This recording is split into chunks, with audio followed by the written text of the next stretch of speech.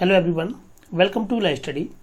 आज इस वीडियो के माध्यम से हम एविडेंस तथा सीआरपीसी पर आधारित कुछ एमसीक्यू देखेंगे जो कि विभिन्न राज्यों की न्यायिक सेवा परीक्षा के साथ साथ एलएलएम क्लैट एग्जाम एवं एआईबीई एग्जाम तथा पुलिस भर्ती परीक्षा जिसमें कि पुलिस रैंकर तथा एएसआई की ट्रेनिंग से संबंधित जो परीक्षा होती है उन सभी में ये प्रश्न पूछे जाते हैं। सो फ्रेंड्स, आप अगर चैनल को पहली बार विजिट कर रहे हैं तो आप चैनल को सब्सक्राइब कर लें तथा उसके पास में बेल आइकन बटन को प्रेस कर लें जिसमें कि सभी वीडियोज़ का नोटिफिकेशन आपको मिल सके। अब आप प्ले स्टोर से हमारी एप्लीकेशन ला स्टडी को डाउनलोड कर सकते हैं जहां आप विभिन्न राज्यों की न्यायिक सेवा परीक्षाओं के लिए रैंकर एग्जाम के लिए टेस्ट सीरीज की सुविधा का लाभ ले सकते हैं। इस एप्लीकेशन पर मात्र आप ₹1 प्रतिदिन की दर से 3120 प्रश्नों को पूरे एक वर्ष के लिए, जिसमें कि 10 प्रश्न प्रतिदिन हिंदी माध्यम से रेगुलर टेस्ट सीरीज के रूप में रहते हैं, जिसमें कि IPC, CrPC, evidence, contract, CPC, constitutions, Hindu law, मुस्लिम लॉ वाले भाग से प्रश्न दिए जाते हैं।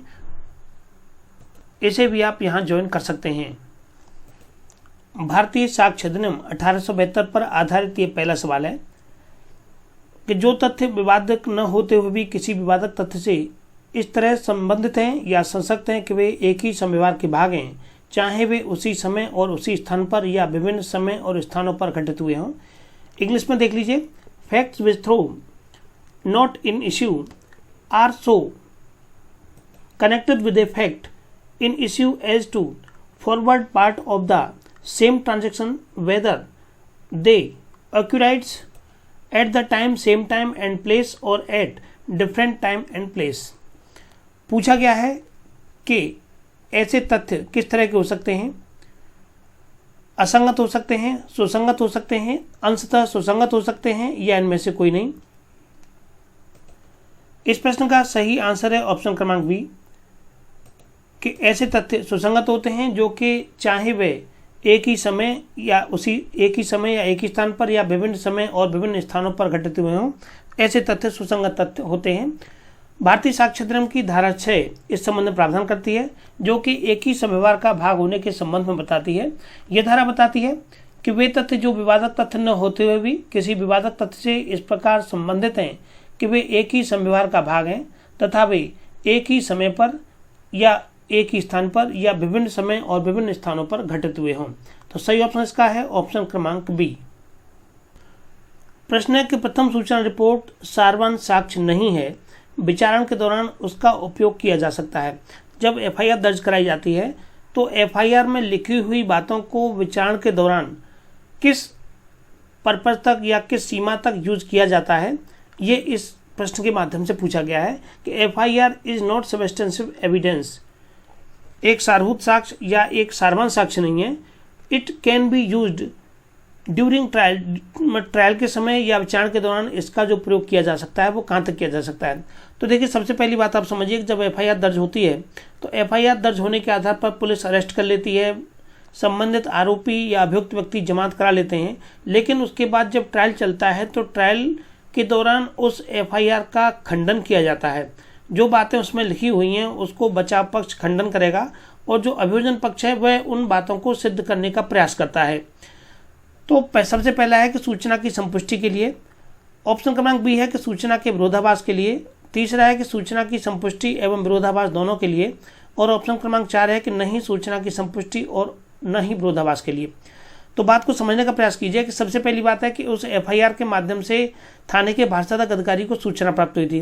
तो ये बात सत्य है कि सूचना की संपुष्टि का कोई अपराध हुआ है इसके संबंध में सूचना प्राप्त हुई है, लेकिन जो लिखी हुई सूचना है वो कहाँ तक और कितनी सही है उसका विरोधाभास करना होगा, उसकी लिखी हुई बातों की कटिंग करनी होगी बचाव पक्ष को। तो ऐसी स्थिति में सूचना की संपुष्टि एवं विरोधाभास दोनों ही कंडीशन इस एफआईआर के संबंध में जब ट्रायल चलता है तो की जाती हैं। इस प्रश्न का जो सही आंसर है वह है आपका ऑप्शन क्रमांक सी कि सूचना की संपुष्टि एवं विरोधाभास दोनों के लिए।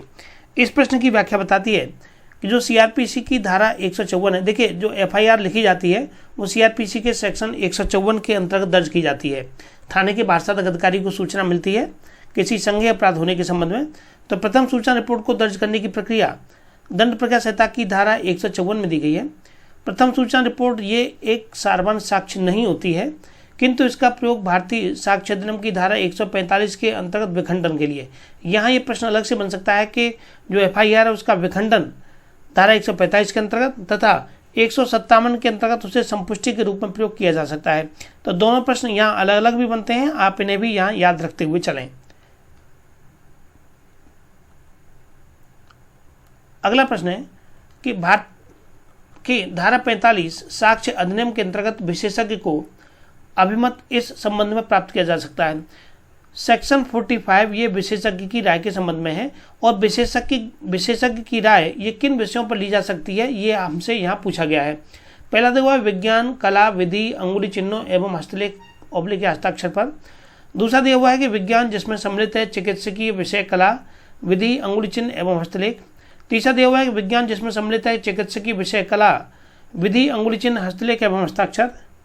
ऑप्शन क्रमांक डी है कि विज्ञान, कला, विदेशी विधि, अंगुली चिन्ह एवं हस्तलेख इत्यादि के संबंध में। तो देखिए, जो विशेषज्ञ की राय ली जाती है ये विज्ञान, कला, विदेशी विधि, अंगुली चिन्ह एवं हस्तलेख या हस्ताक्षर के संबंध में इनकी राय ली जा सकती है। अगर बात भारतीय विधि की, तो भारतीय विधि के संबंध में विशेषज्ञ की राय शामिल नहीं है। ध्यान रखिएगा, ऑप्शन के रूप में अगर भारतीय विधि भी दिया जाता या ये केवल ऑप्शन में अलग अलग होते विज्ञान, कला, विदेशी विधि या भारतीय विधि, तो भारतीय विधि पर किसी विशेषज्ञ की राय शामिल नहीं की जाती है। बाकी विज्ञान के क्षेत्र में, कला के क्षेत्र में, विदेशी विधि के क्षेत्र में, अंगुली चिन्हों या हस्तलेख आदि के संबंध में एक्सपर्ट की राय या एक्सपर्ट का ओपिनियन लिया जा सकता है। सही ऑप्शन क्रमांक यहाँ पर डी है। धारा 45 के अंतर्गत विशेषज्ञों की राय निम्न मामलों में प्राप्त की जा सकती है। सबसे पहला है विदेशी विधि के संबंध में, दूसरा है विज्ञान के संबंध में, तीसरा है कला के संबंध में, चौथा है हस्तलेख के संबंध में और पांचवा है अंगुली चिन्हों के लिए। इतने मामलों में विशेषज्ञ की राय ली जा सकती है।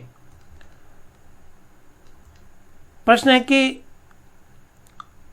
जबकि किसी दस्तावेज में प्रयुक्त भाषा देखते ही संदिग्ध या त्रुटिपूर्ण प्रतीत होती है, तब उन तथ्यों का, यहाँ आगे खाली स्पेस दिया हुआ है, जो उनका अर्थ दर्शित या उनकी त्रुटियों की या उनकी जो त्रुटियां हैं उनकी पूर्ति कर दे। तात्पर्य यह है कि जब कोई ऐसा दस्तावेज है जो कि प्रथम दृष्टया देखते ही संदिग्ध या त्रुटिपूर्ण है, जिसको देखने से ही संदिग्धता प्रतीत होती है या त्रुटिपूर्ण या गलत लगता है, तब ऐसे तथ्यों का जो कि उनका अर्थ दर्शित, अब जो चीज़ गलत लग रही है, देखने में ही जो गलत लग रही है, तब आप उसके संबंध में ऐसा क्या दर्शित करने के लिए या क्या बताएंगे कि साहब ये चीज़ सही है या नहीं है, इसके संबंध में पूछा गया है कि क्या आप ऐसे तथ्यों का साक्ष्य दे सकते हैं या नहीं दे सकते हैं, ये पूछा गया है। पहला ऑप्शन है कि साक्ष्य दिया जा सकेगा, दूसरा ऑप्शन है कि मौखिक साक्ष्य दिया जा सकेगा, तीसरा है दस्तावेजी साक्ष्य दिया जा सकेगा और चौथा लिखा हुआ है कि साक्ष्य नहीं दिया जा सकेगा। तो ऐसे तथ्य जो कि प्राथमिक तौर पर या प्रारंभिक तौर पर देखने से ही जो कि अशुद्ध या अस्पष्ट या गलत या त्रुटिपूर्ण प्रतीत होते हैं, तो ऐसी स्थिति में उनका साक्ष्य नहीं दिया जा सकेगा। इसके संबंध में जो सेक्शन है एविडेंस एक्ट का सेक्शन 93 इस संबंध में प्रावधान करता है। तो सही ऑप्शन यहाँ पर इसका है ऑप्शन क्रमांक आपका डी, उनका साक्ष्य नहीं दिया जा सकेगा। साक्ष्य अधिनियम 1872 की धारा 93 के अनुसार जबकि किसी दस्तावेज में प्रयुक्त भाषा अगर देखते ही संदिग्ध या त्रुटिपूर्ण प्रतीत होती है, तब उन तथ्यों का साक्ष्य नहीं दिया जा सकेगा जो कि उनका दर्शित या उनकी त्रुटि की पूर्ति कर दें, उनके अर्थ को दर्शित करें या उनकी त्रुटि की पूर्ति कर दें। जो चीज़ गलत है सामने स्पष्ट रूप से आपको देखने में ही ये लग रहा है कि ये गलत है, तब ऐसे तथ्यों का आप या उन दस्तावेजों के संबंध में कोई साक्ष्य नहीं दे सकते हैं। प्रश्न अगला है कि अनुश्रुत साक्ष्य का अपवाद किन धाराओं में वर्णित है। अनुश्रुत साक्ष्य अर्थात सुनी सुनाई बात है, तो अनुश्रुत साक्ष्य का जो अपवाद है वो कौन सी धाराओं में वर्णित है, ये पूछा गया है। पहला है धारा 17 एवं 18, दूसरा है धारा 32 एवं 33, तीसरा है धारा 34 एवं 35 तथा चौथा है धारा 36 एवं 37। अनुश्रुत साक्ष्य का अपवाद कौन सी धाराओं में है, ये पूछा गया है आपसे। सही आंसर आपको बताना है कि इसका सही आंसर क्या है।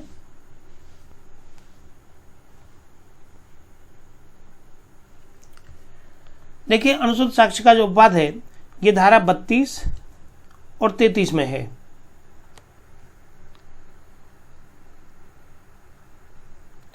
धारा 32 एवं 33 सही ऑप्शन क्रमांक यहाँ पर बी है। अर्थात सुने हुए साक्ष्य पर, जो बात सुनी हुई है उस पर विश्वास किया जाना। अनुश्रुत साक्ष्य का अपवाद, कहने को यह है कि सुनी हुई बातों पर विश्वास नहीं किया जाता। जो साक्ष्य अधिनियम है ये कहता है कि सुनी सुनाई बातों पर यकीन नहीं किया जाएगा, लेकिन कुछ अनुश्रुत साक्ष्य का यानी सुने हुए साक्ष्य के संबंध में कुछ ऐसे सेक्शन हैं जो इसके अपवाद के रूप में हैं, और ये बताते हैं कि इनमें सेक्शन 32 और 33 है, जो जिसमें कि मरे हुए व्यक्तियों के द्वारा जो बात कही गई है, जिसको हम डैंग डिक्लेरेशन कहते हैं, मृत्युकालीन कथन कहते हैं। तो ऐसे व्यक्तियों के डैंग डिक्लेरेशन आगे उनके विचारण की जो कार्रवाई चलती है उसमें काम करते हैं। तो ये अपवाद के रूप में धारा 32 और 33 ये 2 सेक्शन हैं जो कि अनुश्रुत साक्ष्य के अपवाद के रूप में माने जाते हैं। तो सही ऑप्शन इसका है ऑप्शन क्रमांक यहाँ पर बी।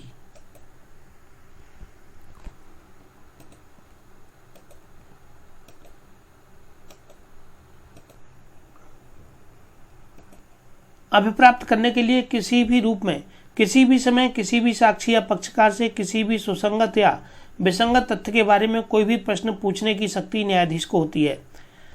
धारा 166, धारा 167, धारा 164, धारा 165 किस सेक्शन में न्यायाधीश कभी किसी भी समय किसी अभियुक्त व्यक्ति से, किसी साक्षी से या किसी पक्षकार से किसी भी सुसंगत या विसंगत तथ्य के बारे में कोई भी प्रश्न पूछने की शक्ति न्यायाधीश को दी गई है? 166, 167, 164 या 165 किस सेक्शन में ऐसी शक्ति न्यायाधीश को दी गई है? बताना है आपको इसका सही आंसर क्या है कि ऐसी शक्ति किस सेक्शन के अंतर्गत न्यायाधीश को प्राप्त है। इस प्रश्न का सही आंसर है ऑप्शन क्रमांक डी, धारा 165। धारा 165 के अंतर्गत न्यायाधीश को इस प्रकार की शक्ति दी गई है।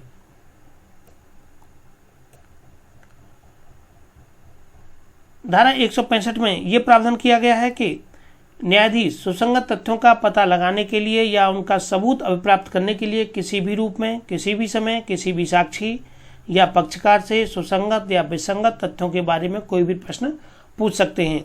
धारा 164 क्या कहती है? धारा 164 कहती है कि सूचना पाने पर जिस दस्तावेज के पेश करने से इनकार कर दिया गया है उसको साक्ष्य के रूप में उपयोग में लाना। धारा 166 ये जूरी या असेंसरों की प्रश्न करने की शक्ति से संबंधित है, तथा धारा 167 ये साक्ष्य के अनुचित ग्रहण या अग्रहण के लिए नवीन विचारण नहीं होगा, इससे संबंधित है धारा 167। नेक्स्ट प्रश्न है कि प्रश्न यह है कि क्या किसी निश्चित दिन को अ ने मुंबई में अपराध घटित किया था? किसी निश्चित दिन अ के द्वारा मुंबई में कोई अपराध किया गया। यह तथ्य कि उस दिनांक को अ चेन्नई में था भारतीय साक्ष्य अधिनियम के किस प्रावधान के तहत सुसंगत है? उसके ऊपर आरोप है कि उसने बम्बई में उस दिन अपराध किया था, लेकिन उसका कहना यह है कि वह उस दिन वहाँ दिल्ली में नहीं, वह उस दिन बम्बई में नहीं था, वह तो चेन्नई में था। अब पूछा गया है कि अन्यत्र उपस्थिति। अब देखिए, आपने अगर थोड़ा बहुत भी पढ़ा हुआ है तो अन्यत्र उपस्थिति के संबंध में कौन सा सेक्शन भारतीय साक्ष्य अधिनियम से प्रावधान करता है? धारा 9 दिया है, धारा 10 दिया है, धारा 11 दिया है और धारा 12 दिया है। तो अन्यत्र उपस्थिति के संबंध में यहाँ पर जो तर्क है वो दिया जाएगा। इसके संबंध में एविडेंस एक्ट का सेक्शन 11 धारा 11 प्रावधान करती है। तो सही ऑप्शन यहाँ पर इसका हो जाएगा धारा 11। अन्यत्र उपस्थिति का तर्क या प्लियाय एलबी का सिद्धांत साक्ष्य विधि की धारा 11 में निहित है। धारा 11 के अनुसार वे तथ्य जो कि अन्यथा सुसंगत नहीं है, सुसंगत है, जो कि अन्यथा सुसंगत नहीं है, अर्थात जिन तथ्यों को सुसंगत नहीं माना गया लेकिन वे सुसंगत कब माने जाएंगे? यदि वे किसी विवादक तथ्य या सुसंगत तथ्य से असंगत है। विवाद क्या है? विवाद यह है कि साहब उस पर मुंबई में आरोप है कि तुमने मुंबई में मर्डर किया है, हत्या की है या बम विस्फोट किया है। तो विवादक तथ्य से या सुसंगत, अब जो विवादक तथ्य है उसके संबंध में जो सुसंगत तथ्य है उसके साक्ष्य में ये असंगत बात आ रही है कि बम्बई में उसके द्वारा हमला किया गया है, लेकिन वह व्यक्ति उस दिन वहाँ था नहीं, वो चेन्नई में था। यदि वे स्वयं या अन्य तथ्यों के संसर्ग से किसी भी विवादक तथ्य या सुसंगत तथ्य या उनका अस्तित्व या अनस्तित्व अत्यंत अधिसंभाव्यता या अनादि संभाव्यता बनाते हैं, उनके संबंध में संभावना प्रकट करते हैं या अनादि संभावना है या नहीं है, उनके अस्तित्व के विषय में अर्थात उनके होने के विषय में या उन तथ्यों के न होने के संबंध में या न होने के संबंध में जो ऐसे सुसंगत तथ्य बताते हैं। तो जब कहा गया है उसमें कि वह बम्बई में अपराध घटित किया है लेकिन उसने कहा कि मैं तो उस दिन चेन्नई में था, तो यहाँ अब दोनों बातों को मिलाकर के देखा जाएगा। दलाल सिंह बनाम जेएम सिंह 1981 सुप्रीम कोर्ट, ये अन्यत्र उपस्थिति साक्ष्यधर्म की धारा 11 द्वारा शासित होगा तथा इसे साबित करने का भार हमेशा अभियुक्त पर होगा। अब यहाँ जबकि अ पर या बी पर जो भी आरोप है कि आप बम्बई में थे, बम्बई में आपने हमला किया है, अब ये सामने वाला जब ये कहता है कि मैं साहब वहाँ नहीं, मैं तो चेन्नई में था, तो उसे ये चीज़ सिद्ध करनी, इस बात का भार अभियुक्त व्यक्ति पर है। वह ये सिद्ध करेगा कि साहब मैं बम्बई में नहीं, मैं तो चेन्नई में था। धारा 9 सुसंगत तथ्यों के स्पष्टीकरण के पूरे स्थापन के लिए आवश्यक तथ्य से संबंधित है। टीआईपी जो शिनाख्त परेड की जाती है, शिनाख्त परेड के संबंध में इंडियन एविडेंस एक्ट की धारा 9 प्रावधान करती है, और जो शिनाख्त परेड की जाती है ये मजिस्ट्रेट के द्वारा की जाती है। ध्यान रखिएगा, शिनाख्त परेड प्रश्न पूछा जाता है तो किसके द्वारा हो जाती है, ये मजिस्ट्रेट के द्वारा होती है। धारा 10 ये सामान्य परिकल्पना के बारे में षड्यंत्रकारियों के द्वारा कही गई या की गई बातों को बताती है।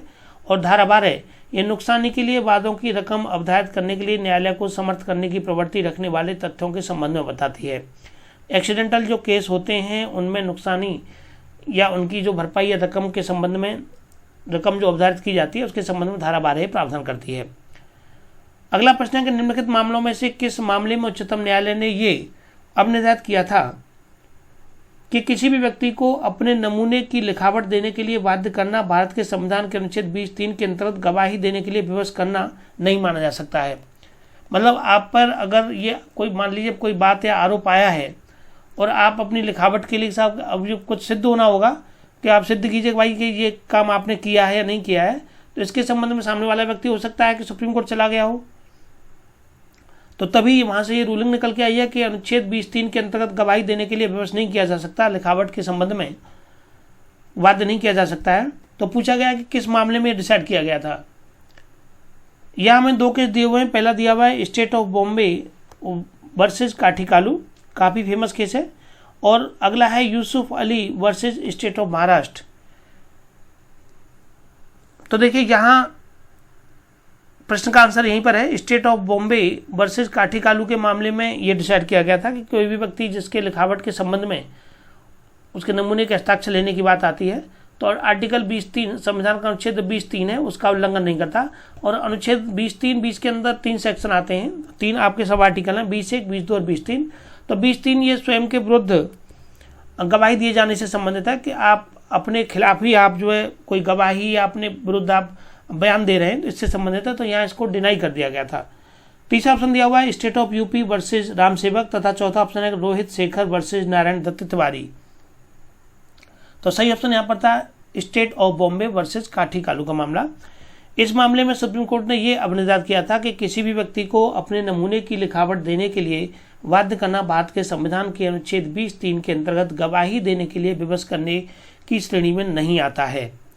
अगला प्रश्न है कि दंड प्रक्रिया संहिता की धारा 164 के अंतर्गत संस्वीकृति से भिन्न अभिलिखित कथन, पहला है कि साक्ष्य का सारभूत भाग है, दूसरा है सारभूत साक्ष्य नहीं है, तीसरा है सारभूत साक्ष्य है या नहीं, यह परिस्थितियों एवं तथ्यों पर निर्भर करता है, और ऑप्शन क्रमांक डी है इनमें से सभी।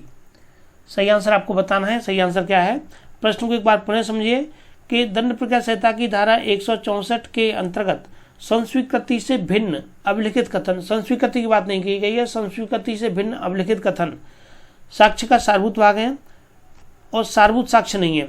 जो संस्वीकृति की जाती है किसी व्यक्ति के द्वारा या किसी व्यक्ति के द्वारा संस्वीकृति की गई है, उस धारा 164 की बात कह रहे हैं कि संस्वीकृति से भिन्न जो कथन है वो, तो ऐसे कथन सारभूत साक्ष्य का सारभूत भाग है या सारभूत साक्ष्य नहीं, तो ऐसे कथन को सारभूत साक्ष्य नहीं माना गया है धारा 164 के अंतर्गत।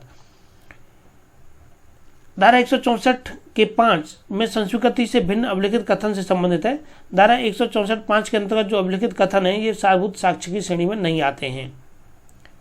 अगला प्रश्न है कि भारतीय साक्ष्य अधिनियम की निम्न धाराओं में से किसमें साक्षी को साक्ष्य के दौरान स्मृति ताजा किए जाने का प्रावधान है। Under which of the following section of the Indian Evidence Act is a witness under examinations gets the right to refresh his memory? उसे अपनी मेमोरी को ताज़ा करना है। अगर सपोज कीजिए वो कुछ भूल गया है तो अपनी मेमोरी को ताज़ा किए जाने के संबंध में प्रावधान दिया गया है कि किस सेक्शन में प्रावधान है। धारा 158 है, धारा 159 है, धारा 160 है और धारा 162 है। सही आंसर आपको बताना है क्या है। इस प्रश्न का सही आंसर है धारा 159, जो कि भारतीय साक्ष्य अधिनियम में किसी भी साक्षी को साक्ष्य के दौरान स्मृति को ताजा किए जाने के संबंध में प्रावधान करती है। धारा 159 साक्षी को साक्ष्य के दौरान स्मृति ताजा करने के संबंध में बताती है। यह कहती है कि कोई भी साक्षी जब कि वह परीक्षा के अधीन है, कोई भी ऐसा साक्षी जब कि वह परीक्षा के अधीन है, अर्थात जब उसका एग्जामिन किया जा रहा है। आप देखते हैं जब ट्रायल चलता है, ट्रायल के बाद में दोनों ओर से गवाह बुलाए जाते हैं, तो वह साक्षी होते हैं जिनको गवाह कहा जाता है, साक्षी कहा जाता है। जब उनकी परीक्षा की जाती है, परीक्षा की 3 स्टेज होती हैं, तो उनकी परीक्षा जब की जाती है तो किसी भी ऐसे लेख को देख करके जो कि स्वयं उसने उस संविवार के समय जिसके संबंध में उसने प्रश्न किया जा रहा है, हो सकता है कोई भी डॉक्यूमेंट हो सकता है या उसका कोई स्टेटमेंट हो सकता है, उसके संबंध में उससे पूछा जा रहा है उस संविवार के समय जबकि उसके संबंध में उससे प्रश्न किया जा रहा है, या इतने शीघ्र पश्चात बनाया हो कि न्यायालय ऐसे संभाव्य समझता हो कि वह संविवार उस समय उसकी स्मृति में ताज़ा था, अपनी स्मृति को ताज़ा कर सकेगा। हो सकता है कि वो थोड़ा बहुत उसकी विस्मृति आ रही हो उस संबंध में, तो न्यायालय इसके संबंध में कह सकता है और वह अपनी स्मृति को ताज़ा किए जाने के संबंध में उस लेख को देख सकता है, या उससे संबंधित कोई और डॉक्यूमेंट या कोई अन्य ऐसी सामग्री जो कि उसकी उस स्मृति को ताज़ा कर सकती हो, जो पत्रावली पर उपलब्ध है, उसको दिखाई जाएगी। अगला प्रश्न है कि भारतीय साक्ष्य अधिनियम के किस प्रावधान में पूर्व न्याय का सिद्धांत प्रावधानित है। महत्वपूर्ण प्रश्न है कि पूर्व न्याय का सिद्धांत किस सेक्शन में है। एक पूर्व न्याय का सिद्धांत हमने सीपीसी में पढ़ा है, दूसरा यहाँ पूछा गया है कि पूर्व न्याय के संबंध में जो कौन सा सेक्शन है जो कि पूर्व न्याय से संबंधित है।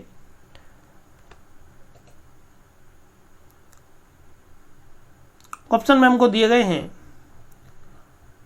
ऑप्शन क्रमांक ए है धारा 140, धारा 40, धारा 164 तथा धारा 160। कौन सा सेक्शन है जो कि पूर्व न्याय को लेकर के बात करता है।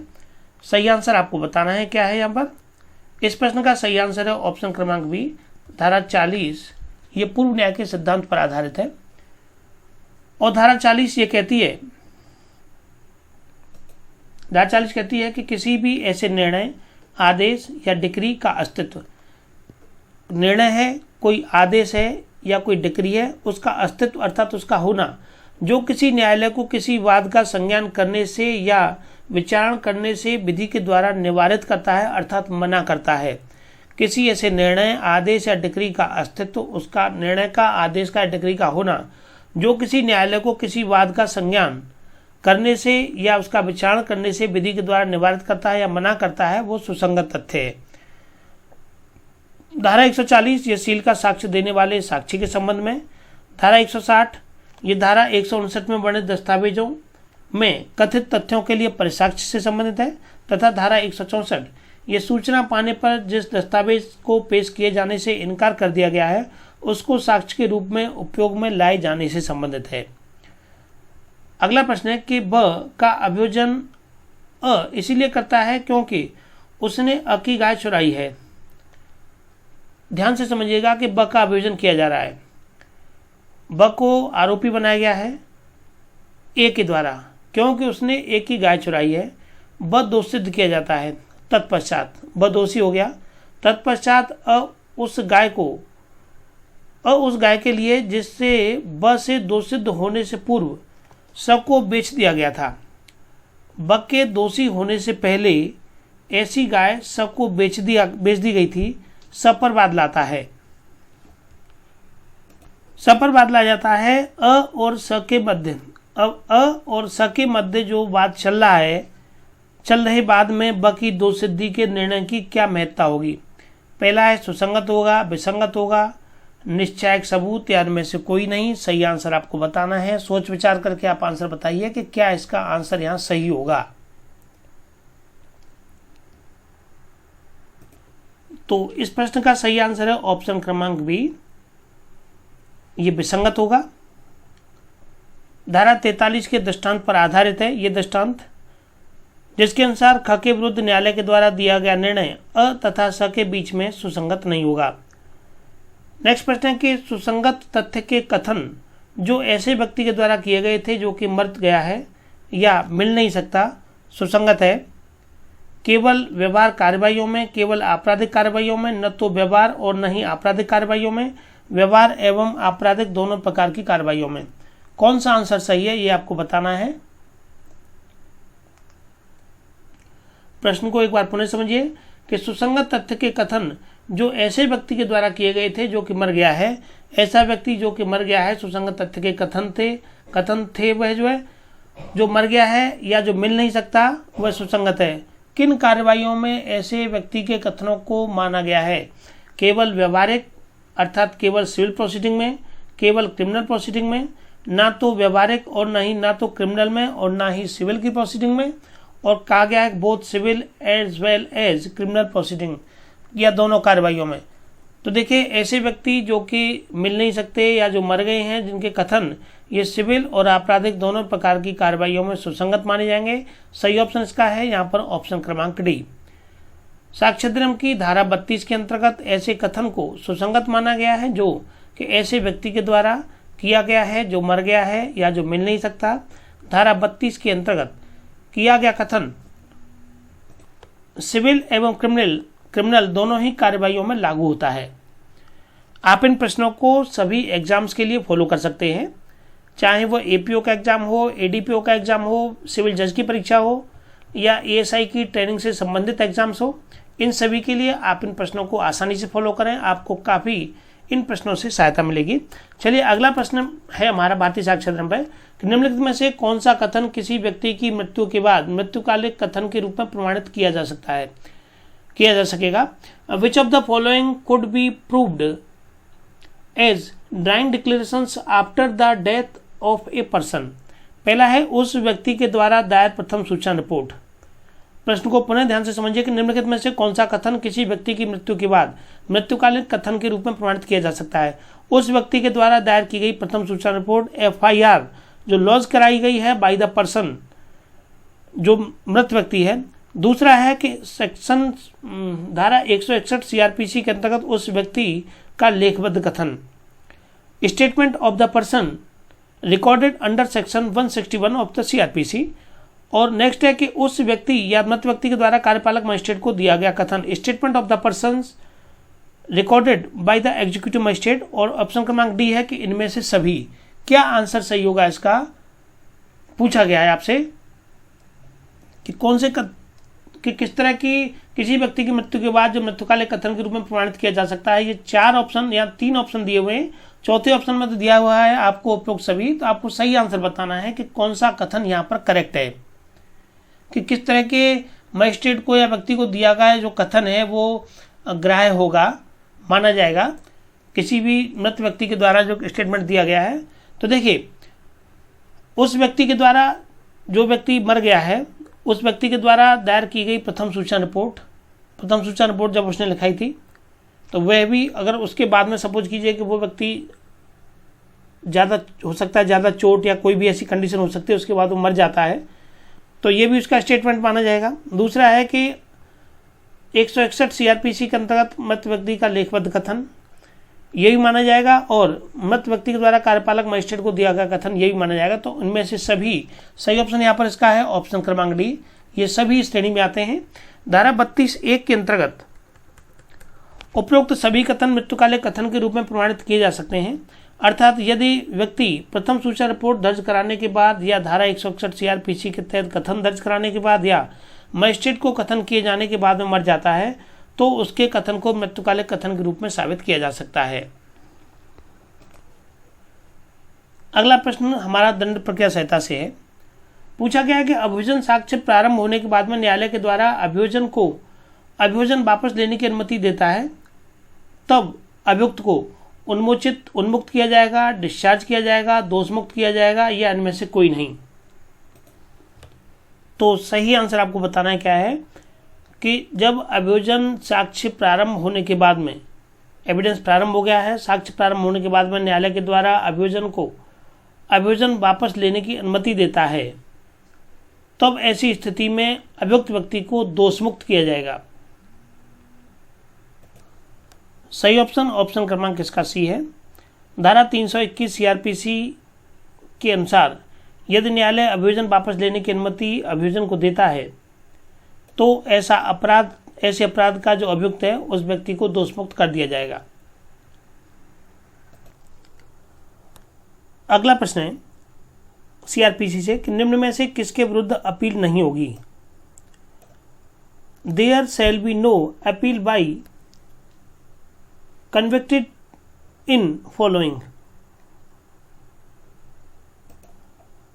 पहला ऑप्शन दिया हुआ है कि जबकि प्रथम वर्ग मजिस्ट्रेट के द्वारा केवल 100 रुपये से अनाधिक के रुपए का दंडादेश पारित किया गया है।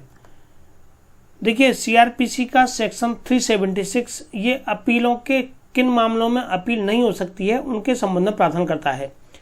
तो पहला ऑप्शन कि जहां प्रथम वर्ग मजिस्ट्रेट के द्वारा केवल 100 रुपये अर्थात 100 रुपये से अधिक नहीं है, अनाधिक का तात्पर्य अधिक न होना, तो केवल 100 रुपये से अनाधिक अर्थात नॉट एक्सीडिंग 100 रुपीज, 100 रुपये से अधिक नहीं है, ऐसा दंडादेश पारित किया गया है।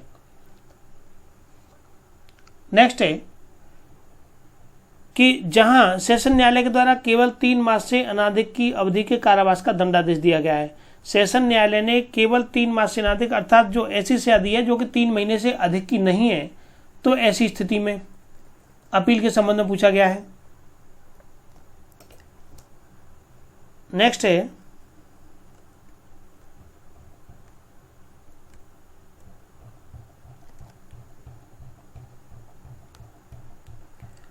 जहां की उच्च न्यायालय के द्वारा केवल 6 मास से अनाधिक की अवधि के कारावास का दंडादेश दिया गया है। हाईकोर्ट के द्वारा केवल 6 महीने से अधिक अर्थात जो सजा दी गई है वो 6 महीने से अधिक की नहीं है की अवधि के कारावास का दंडादेश दिया गया है। और इनमें से सभी तो ऊपर के जो तीनों दिए ABC हमको दिए हुए हैं उन तीनों ही मामलों में अपील नहीं हो सकती है। तो सही ऑप्शन यहाँ पर इसका ऑप्शन क्रमांक डी हो जाएगा। प्रश्न की व्याख्या बताती है कि धारा 376 सीआरपीसी के अनुसार निम्न मामलों में अपील नहीं की जा सकती है या नहीं ली जाएगी। जहां कि उच्च न्यायालय ने केवल 6 मास का कारावास या 1000 रुपये तक के जुर्माने का दंडादेश दिया हुआ है। देखिए अगर जो बड़ा प्रश्न भी बनता है कि ऐसे कौन से मामले हैं जिनमें अपील नहीं की जा सकती है, नहीं हो सकती है, तो पहले आप इन बिंदुओं को भी उसमें लिख सकते हैं। तो जहां उच्च न्यायालय ने केवल 6 मास का कारावास या 1000 रुपये तक के जुर्माने का दंडादेश दिया है। दूसरा है कि जहां सेशन न्यायालय या महानगर मजिस्ट्रेट ने केवल 3 मास का कारावास या 200 रुपये तक के जुर्माने का दंडादेश पारित किया है। सेशन न्यायालय के द्वारा या महानगर मजिस्ट्रेट के द्वारा केवल 3 मास तक का कारावास और 200 रुपये तक का जुर्माना या 200 रुपये तक के जुर्माने का दंडादेश दिया है। तीसरा है कि जहां प्रथम वर्ग मजिस्ट्रेट ने केवल 100 रुपये तक के जुर्माने का दंडादेश पारित किया है। जुडिशियल मजिस्ट्रेट फर्स्ट क्लास के द्वारा केवल 100 रुपीज के जुर्माने का दंडादेश दिया गया है। और जहां संक्षिप्त विचारण के मामलों में मजिस्ट्रेट ने 200 रुपये तक के जुर्माने का दंडादेश पारित किया है। तो ये कंडीशन दी हुई है जिनमें कि आप अपील नहीं कर सकते। तो इनमें से सभी का जो ऑप्शन है यहाँ पर करेक्ट हो जाएगा। प्रश्न अगला है कि यदि किसी व्यक्ति जो कि अपराध का शमन करने के लिए सक्षम है, यदि उसकी मृत्यु हो जाती है तो अपराध का शमन कौन करेगा। मतलब अपराध को समाप्त किया जाना है, शमन करना अर्थात उसको समाप्त करना, दमन करना, खत्म करना।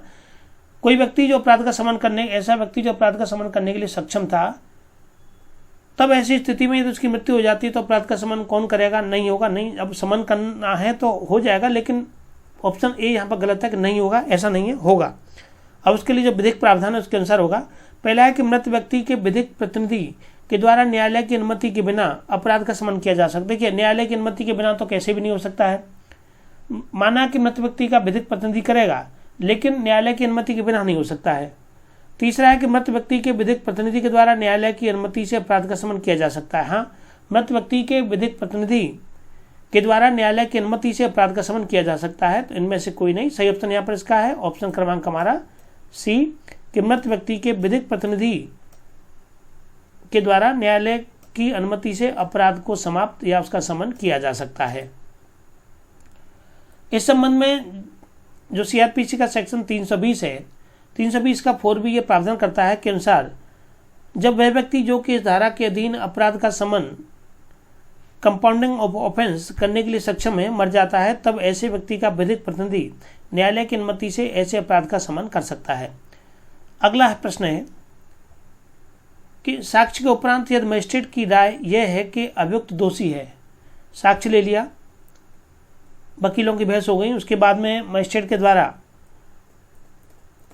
जो राय कायम की गई है वो ये है कि अभियुक्त दोषी है, जिससे कि अपराध के लिए निर्धारित अधिकतम दंड देने का उसे अधिकार है, तब यह किस धारा के अंतर्गत लिखित राय सहित कार्यवाही तथा अभियुक्त को मुख्य न्यायिक मजिस्ट्रेट के पास भेज सकता है। In after the evidence in the opinion of magistrate accused is guilty in which he does not have the right to punish the accused with the maximum punishment prescribed for the offense, then under what sections with written opinion he can submit his proceeding and forward the accused to the chief judicial magistrate। पूछा गया है किस section के अंतर्गत वह उस व्यक्ति को मुख्य न्यायिक मजिस्ट्रेट के पास में भेज सकता है।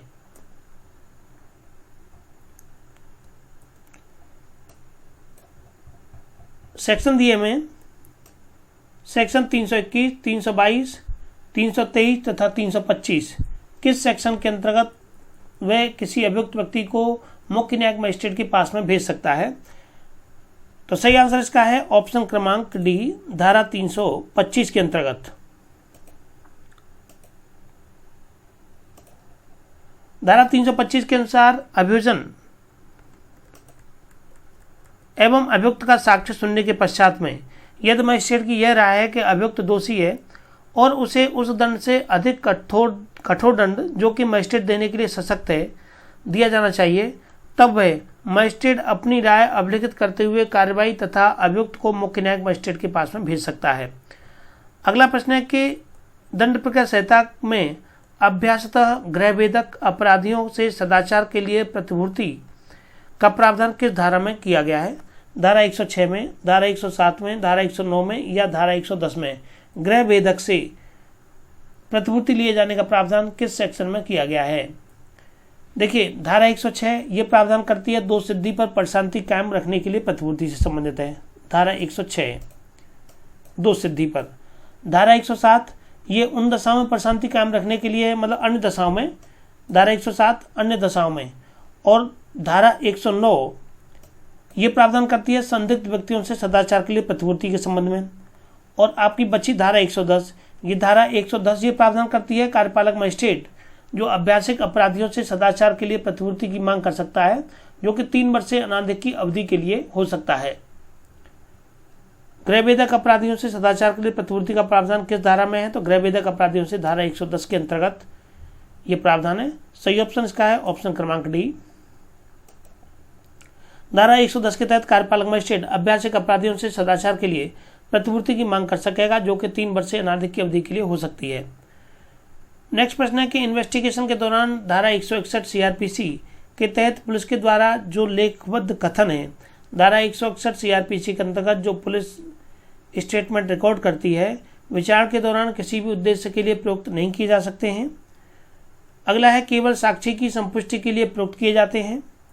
तीसरा है कि केवल साक्षी की साक्ष्य में विरोधाभास साबित करने हेतु प्रयुक्त किए जाते हैं और उपरोक्त में से कोई नहीं। तो देखिए जो इस तरह से धारा 161 के अंतर्गत जो बयान लिए जाते हैं सीआरपीसी के सेक्शन के अंतर्गत, तो ये केवल जो है साक्षी की साक्ष्य में विरोधाभास साबित करने हेतु प्रयुक्त किए जाते हैं। सही ऑप्शन का है यहाँ पर ऑप्शन क्रमांक सी। धारा 162 के परंतु के अनुसार धारा 161 के अंतर्गत पुलिस अधिकारी के द्वारा लेखबद्ध कथन साक्षी की साक्ष्य में विरोधाभास को साबित करने हेतु साक्ष्य अधिनियम की धारा 145 के अनुसार प्रयुक्त किया जा सकता है। नेक्स्ट प्रश्न है कि सीआरपीसी की धारा 306 में सह अपराधी को क्षमादान किए जाने का प्रावधान किया गया है।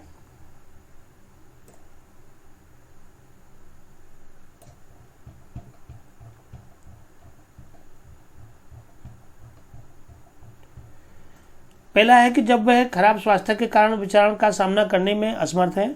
दूसरा है कि जब उसे विकृत घोषित कर दिया गया है। तीसरा है कि जब वह उस अपराध के संबंध में संपूर्ण और सही तथ्यों को प्रकट करने का वचन देता है। पूछा गया है कि कौन सी शर्तें हैं। और चौथा है कि इनमें से सभी। तो सही ऑप्शन यहाँ पर इसका है ऑप्शन क्रमांक सी है। जब उसके द्वारा इस तरह का वचन दिया गया है कि वह उस अपराध के संबंध में संपूर्ण और सही तथ्यों को प्रकट करने का वचन दे देगा। दंड प्रक्रिया संहिता की धारा 306 में सह अपराधी को क्षमादान देने का प्रावधान किया गया है। सह अपराधी को क्षमादान तब दिया जाता है जबकि वह उस अपराध के संबंध में संपूर्ण और सही तथ्यों को प्रकट करने का वचन देता है कि हाँ, हम जो भी हुआ है उस सब के संबंध में पूरी सही जानकारी आपको बताएंगे। अगला प्रश्न है कि सीआरपीसी 1973 की कौन सी धारा यह प्रावधान करती है कि एक अपराध का अभियुक्त बचाव के संबंध में एक सक्षम साक्षी होगा? 312, 313, 314 तथा 315। सही आंसर आपको बताना है क्या है। इस प्रश्न का सही आंसर है ऑप्शन क्रमांक डी, धारा 315। धारा 315 के अनुसार कोई भी व्यक्ति जो किसी अपराध के लिए अभियुक्त है प्रत्यक्षा के लिए सक्षम साक्षी होगा और अपने विरुद्ध या साथ में आरोपित किसी भी व्यक्ति के विरुद्ध लगाए गए आरोपों को ना साबित करने के लिए शपथ पर साक्ष्य दे सकता है। धारा 312 ये परिवादियों और साक्षियों के व्यय के संबंध में है। धारा 313 ये अभियुक्त की परीक्षा करने की शक्ति बताता है तथा धारा 314 ये मौखिक बहस और बहस के ज्ञापन को बताता है। मौखिक बहस पर प्रश्न आता है या बहस का ज्ञापन लिखित रूप में दिया जाना, ये इसके संबंध में धारा 314 प्रावधान करती है। अगला प्रश्न है कि यदि उत्तरवर्ती न्यायिक मजिस्ट्रेट की यह राय है कि साक्षियों में से किसी की जिसका कि साक्ष्य पहले ही अभिलिखित किया जा चुका है, अतिरिक्त परीक्षा करना न्याय के हित में आवश्यक है। उत्तरवर्ती अर्थात कोई मजिस्ट्रेट, अगर मान लीजिए एक मजिस्ट्रेट ने पहले कार्रवाई सुनी थी, उनका ट्रांसफर हो जाता है, उनके बाद कोई दूसरा मजिस्ट्रेट आते हैं और दूसरे मजिस्ट्रेट आने के बाद जो है यदि उनकी ये राय है कि किसी साक्षी का पहले साक्ष्य अभिलिखित साक्ष्य किया जा चुका है और अतिरिक्त परीक्षा करना न्याय के हित में आवश्यक है, तो वह किसी भी ऐसे साक्षी को पुनः सम्मन कर सकते हैं और ऐसी अतिरिक्त परीक्षा, प्रतिपरीक्षा और पुनः परीक्षा। एग्जामिनेशन की 3 स्टेज होती हैं, परीक्षा होती है, प्रतिपरीक्षा होती है और पुनः परीक्षा होती है। तो उत्तरवर्ती मजिस्ट्रेट अर्थात बाद में आने वाले कोई मजिस्ट्रेट के द्वारा इस तरह की परीक्षा की जा सकती है तो पुनः परीक्षा कर सकता है और ऐसी अतिरिक्त परीक्षा, प्रतिपरीक्षा और पुनः परीक्षा यदि कोई हो जैसी कि वे अनुज्ञात करें के पश्चात वह साक्षी उन्मोचित कर दिया जाएगा। यह प्रावधान दंड प्रक्रिया संहिता की किस धारा में प्रावधानित किया गया है? धारा 326 में, धारा 325 में, धारा 311 में या धारा 319 में? किस सेक्शन में यह प्रावधान किया गया है? तो इस प्रश्न का सही आंसर है ऑप्शन क्रमांक आपका ए, सेक्शन 326 में। सेक्शन 326 का परंतु ये कहता है कि यदि उत्तरवर्ती न्यायाधीश की ये राय है कि साक्षियों में से किसी की जिसकी की साक्ष्य में पहले अभिलिखित किया जा चुका है या जिनकी परीक्षा की जा चुकी है और अतिरिक्त परीक्षा करना न्याय के हित में आवश्यक है, कि उनके किसी का अतिरिक्त एग्जामिनेशन करना है आवश्यक है, तो वह किसी भी ऐसे साक्षी को पुनः सम्मन कर सकता है और ऐसे अतिरिक्त परीक्षा, प्रतिपरीक्षा या पुनः परीक्षा के पश्चात में साक्षी को उन्मोचित कर सकता है या कर दिया जाएगा। सही ऑप्शन का है यहाँ पर ऑप्शन क्रमांक ए। प्रश्न की धारा 436 ए दंड प्रक्रिया संहिता के अंतर्गत जमानत पर छोड़ने के लिए कारावास की अवधि का न्यूनतम समय कितना होगा? What is minimum period of imprisonment of releasing on bail under section 436A of criminal procedure code? अधिकतम कारावास की अवधि का 1/4, अधिकतम कारावास की अवधि का 1/2, अधिकतम कारावास की अवधि का 1/3 या कोई भी अवधि निहित नहीं है। प्रश्न को पुनः समझिए कि धारा 436 ए सीआरपीसी के अंतर्गत जमानत पर छोड़ने के लिए कारावास की अवधि का न्यूनतम समय कितना होगा? तात्पर्य यह है कि एक व्यक्ति, कोई मान लीजिए किसी पर कोई व्यक्ति जेल में है और हो सकता है कि जो भी उसने अपराध किया है उस अपराध के लिए जो सजा है वो अधिकतम 7 वर्ष हो या 3 वर्ष हो या 10 वर्ष हो। देखिए, आजीवन कारावास के मामले हों तो उनमें लागू नहीं हो पाता है ये कंसेप्ट, लेकिन अगर मान लीजिए किसी व्यक्ति को जमानत नहीं मिली है और 10 वर्ष या 7 वर्ष या 3 वर्ष 5 वर्ष जो भी सजा का प्रावधान है, तो कम से कम उसने हाफ जो अधिकतम कारावास की अवधि है, जो भी उस पर आरोप है उसके संबंध में जो अधिकतम कारावास है उसकी अवधि का 1/2 जैसे उसने बिना जमानत रहे लिए हुए जेल में बिता दिया है, तब उसके बाद में उस व्यक्ति की जमानत मंजूर की जा सकती है। तो धारा 436 से सीआरपीसी के अंतर्गत जमानत पर छोड़ने के लिए कारावास की अवधि का न्यूनतम समय जो है वो कम से कम आधा समय आपके द्वारा व्यतीत किया जाना चाहिए। 436A के अनुसार जहां कि कोई भी व्यक्ति इन्वेस्टिगेशन, जांच या विचारण की अवधि के दौरान उस अपराध के कारावास की अधिकतम अवधि के आधे से अधिक की अवधि के लिए निरोध भोग चुका है, तो वहां वह प्रतिभूत सहित या रहित व्यक्तिगत बंद पत्र पर न्यायालय के द्वारा छोड़ दिया जाएगा। बात कही गई है इन्वेस्टिगेशन, जांच या विचारण की अवधि के दौरान। सबसे पहली अवस्था इन्वेस्टिगेशन की, उसके बाद जांच की, उसके बाद विचारण की। तो कोई भी कुछ ऐसे मामले होते हैं जिनमें इन्वेस्टिगेशन ही काफ़ी लंबे समय तक चलता है, और इन्वेस्टिगेशन मान लीजिए कंप्लीट हो जाता है, व्यक्ति जेल में है, जमानत नहीं मिल पाती है, तो उसके बाद में विचारण की कार्रवाई चलती है। तो ऐसी स्थिति में वह विचारण के दौरान जमानत की मांग कर सकता है न्यायालय से। प्रश्न है कि यदि मजिस्ट्रेट को यह प्रतीत होता है कि वह अपराध जिसका आगे बर्बाद किया गया है अन्यत्र सत्य न्यायालय के द्वारा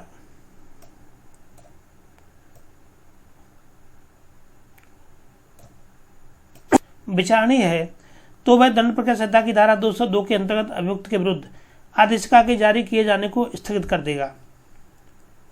बताना है कौन सा ऑप्शन यहाँ पर सही है कि अभियुक्त के विरुद्ध आदेशिका के जारी किए जाने को स्थगित करके पहला है कि मामला सेशन न्यायालय के सपुर्द करेगा, दूसरा है कि किसी भी पुलिस अधिकारी को इन्वेस्टिगेशन किए जाने का निर्देश दे सकेगा। अभी यहाँ निर्देश नहीं दे सकता है, ना ही मामला सेशन न्यायालय के सपुर्द किया जाएगा। तीसरा है कि परिवादी से अपने सभी साक्ष्यों को पेश करने की अपेक्षा करेगा और उनकी शपथ पर परीक्षा करेगा। ये करेक्ट है कि परिवादी से अपने सभी साक्ष्यों को पेश करने की अपेक्षा करेगा और उनकी शपथ पर परीक्षा करेगा। और डी है कि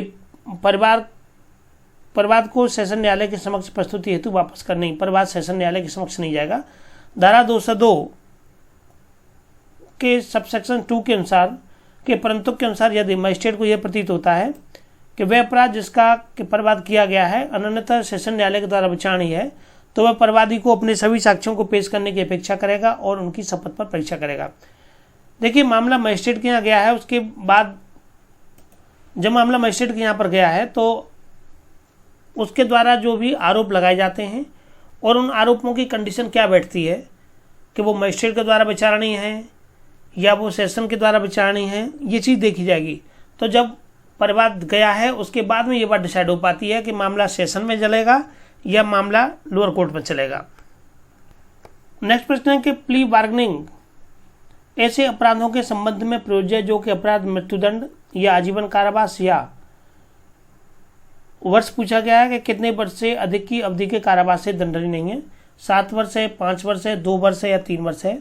सही आंसर आपको बताना है कि कितनी अवधि के कारावास से दंडनीय नहीं है के संबंध में पूछा गया है। 7 वर्ष, 5 वर्ष, 2 वर्ष या 3 वर्ष। इस प्रश्न का सही आंसर है ऑप्शन क्रमांक ए, 7 वर्ष। धारा 265 क से लेकर के ठ तक अभिवचन का संप्रण अर्थात प्ली बार्गेनिंग के प्रावधान से संबंधित है।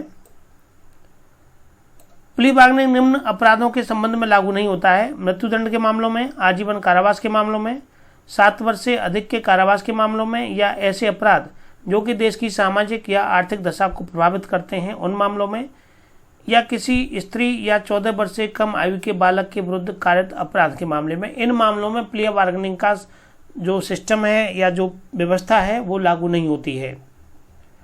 प्रश्न क्रमांक अगला है कि दंड प्रक्रिया संहिता की धारा 313 के अंतर्गत आरोपी का कथन पहला है कि शपथ पर अंकित किया जाता है, दूसरा है बिना शपथ के अंकित किया जाता है, तीसरा है न्यायालय के विवेक पर शपथ पर या बिना शपथ के अंकित किया जाता है, और डी है कि न्यायालय शपथ से मुक्ति दे सकता है। धारा 313 के अंतर्गत जो बयान वाली बात है वो पूछी गई है कि क्या कंडीशन होगी। तो धारा 313 के अंतर्गत जो आरोपी का कथन है वो बिना शपथ के अंकित किया जाता है। सही ऑप्शन यहाँ पर ऑप्शन क्रमांक इसका बी है। धारा 313 का जो 2 है, सब क्लॉज 2 है, ये प्रावधान करता है कि अभियुक्त को उपधारा 1 के अधीन परीक्षा की जाती है तब उसे कोई भी शपथ नहीं दिलाई जाएगी। नेक्स्ट प्रश्न है कि डाक एवं तारघर की तलाशी का वारंट कौन जारी कर सकता है?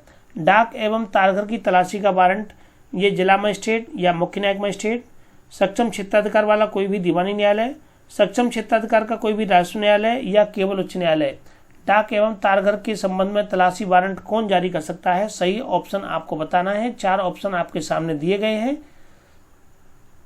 कि डाक एवं तारघर के संबंध में तलाशी वारंट ये डिस्ट्रिक्ट मजिस्ट्रेट या चीफ जुडिशियल मजिस्ट्रेट अर्थात डिस्ट्रिक्ट मजिस्ट्रेट या मुख्य न्यायिक मजिस्ट्रेट जारी कर सकते हैं। सही ऑप्शन इसका है ऑप्शन क्रमांक यहाँ पर ए।